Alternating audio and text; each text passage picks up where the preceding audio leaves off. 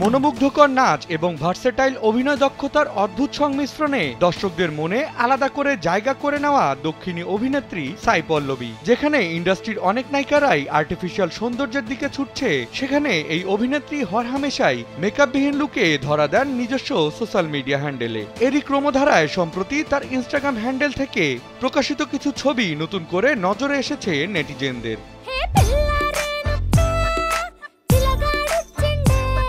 প্রকাশিত ছবিতে সাই পল্লবীকে দেখা যায় খোলামেলা কার্লি চুলে হাসি মুখে ফ্রেমের দিকে তাকিয়ে থাকতে। এবার এই সুন্দরীর সাদামাটা মুগ্ধতায় চোখের মায়াতেই ডুবেছে ভক্তরা। স্যান্ডেলিনা সো, রূপচর্চায় আভিজাত্য।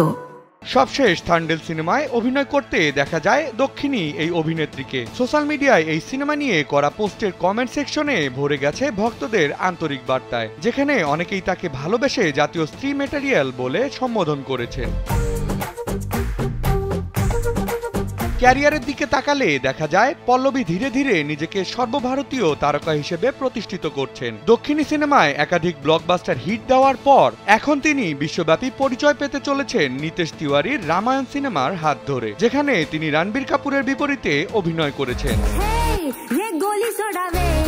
চলতি বছরে এই নায়িকার হাতে রয়েছে আরো বেশ কিছু সিনেমা, যার মধ্যে রয়েছে দুলকার সালমানের সঙ্গে আকাশাম লো ওকাতারা সিনেমাটি। এরপর তিনি নজরে আসবেন আমির পুত্র জুনায়েদ খানের সঙ্গে জুটি বেঁধে নতুন সিনেমায়। জানা গেছে সিনেমাটির নাম এখনো নির্ধারণ করা হয়নি।